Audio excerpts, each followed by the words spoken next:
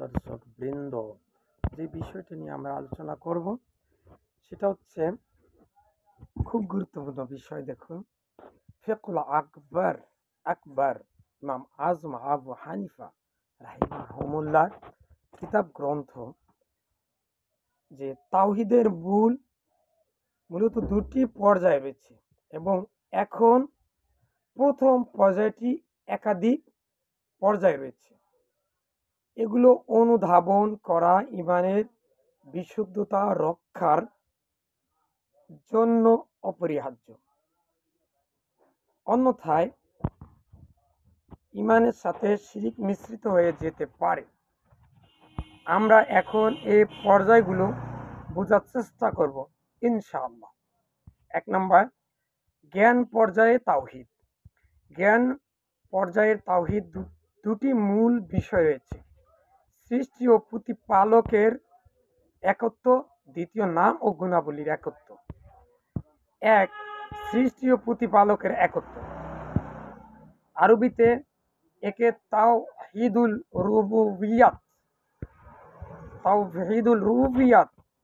প্রতিপালকের একত্ব বলা হয়।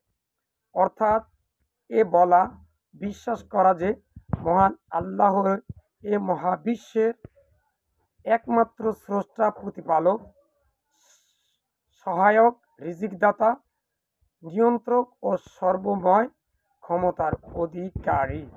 আলহামদুলিল্লাহ। কাফিরগণ এ তাওহীদ বিশ্বাস করত। কুরআন হাদিসের বিবরণ থেকে জানা যায় যে কাফিরগণ, মুশরিকগণ এ পর্যায়ে তাওহীদ বিশ্বাস ও স্বীকার করত। কুরআনে বিভিন্ন স্থানে বিষয়টি উল্লেখ করা হয়েছে। এক স্থানে আল্লাহ পাক বলেন, ওয়ালাইসা সালাকুম মান খালাকাস সামাওয়াতি ওয়াল আরদ।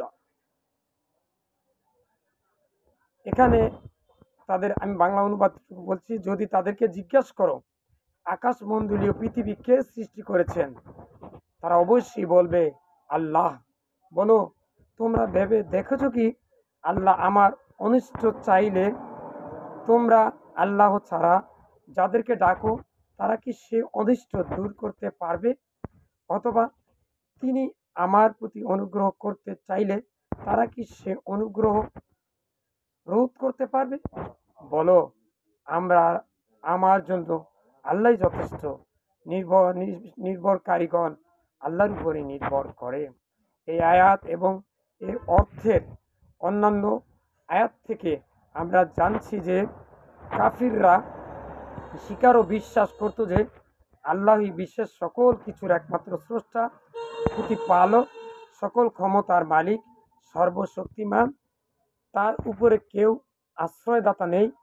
তিনি অনিষ্ট চাইলে কেউ তা দূর করতে পারে না এবং তিনি কল্যাণ চাইলেও কেউ তা রোধ করতে পারে না। রাসূল সাল্লাল্লাহু আলাইহি ওয়াসাল্লাম এর বিরোধিতা করা সত্ত্বেও এ কথা তারা অকপটে স্বীকার করত। তবে ধারণা ছিল যে তাদের উপাসকগণ আল্লাহর প্রিয় পাত্র। আল্লাহর ইচ্ছার বাইরে কিছুই করতে সক্ষম না হলেও এবং আল্লাহ চূড়ান্ত ফয়সালা দিলেও তা পরিবর্তনের ক্ষমতা না রাখলেও সাধারণভাবে কিছু অলৌকিক অনিষ্টের ক্ষমতা তাদের আছে, যা আল্লাহ তাদের দিয়েছেন। নাউজুবিল্লাহ। এখানে যে কাফের, মুশরিক, ইহুদি, নাসারা,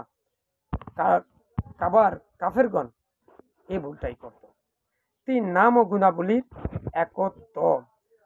তাওহীদ অসমাপ্তি ওয়াসিফাত বা নাম ও গুণাবলীর তাওহীদ অর্থ দৃঢ়ভাবে এই বিশ্বাস করা যে মহান আল্লাহ সকল পূর্ণতা গুণে গুণান্বিত।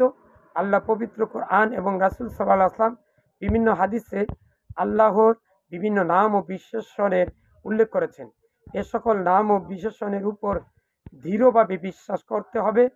সকল প্রকার বিকৃতি, অপব্যাখ্যা থেকে মুক্ত থাকতে হবে এবং বিশ্বাস করতে হবে যে আল্লাহর কোনো কর্ম, গুণ ও বিশেষণ কোনো সৃষ্টিজীবের কর্ম, গুণ ও বিশেষণের মতে নয় এবং তুলনীয় নয় বা সামঞ্জস্যপূর্ণ নয়। আল্লাহ বলেন, ওয়ালিল্লাহি আসমাউ হুসনা ফাদউ বিহা ওয়াতারকুলাইসা। দেখো, আচ্ছা, এনে বাংলা অনুবাদে, এবং আল্লাহরই নিমিত্ত উত্তম নামসমূহ, তোমরা তাকে সে সকল নামেই ডাকবে যারা তার নামসমূহে বিষয় বক্রতা অবলম্বন করে, তাদেরকে তোমরা বর্জন করবে। শীঘ্রই তাদেরকে তাদের কৃতকর্মের ফল প্রদান করা হবে। অন্য আয়াতে আল্লাহ তাআলা বলেছেন, লাইসা কামিসলি শাইআ ওয়া হুয়া সামিউল বাসির। কোনো কিছুই তার সাদৃশ্য তুলনীয় নয়, তিনি সর্বশ্রোতা, সর্বদ্রষ্টা। অন্যত্র আল্লাহ বলেছেন, ফালা তাস ফালা তামসুরু বিল্লাহি।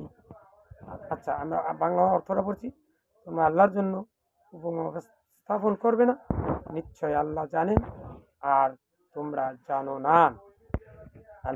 লাইসা কামিসলি শাইউন ওয়া হুয়া সামিউল বাসির। আল্লাহ অন্যত্র বলেছেন, আর রহমানু আলাল আরশি ইস্তাওয়া। আলহামদুলিল্লাহ, আমরা ফিকহুল আকবারে যে কথাগুলো বলছে সেগুলো আমরা আমল নিতে চেষ্টা করবো, যেহেতু এটা কোরআন এবং হাদিসের আলোকে বর্ণিত হয়েছে। আল্লাহ পাক আপনাকে আমাকে শিরক এবং বেদাত মুক্ত থেকে কোরআন এবং সহিহ হাদিসের আলোকে পুরো জিন্দেগিটা অতিবাহিত করার তৌফিক দান করুন। আসসালামু আলাইকুম। সর্বত্র ভিডিওটা ছড়িয়ে দেন এবং মৃত্যুর সময় আমরা যেন লা ইলাহা ইল্লাল্লাহ পড়ে মৃত্যুবরণ করতে পারি, সেই তৌফিক আল্লাহ পাক আমাদের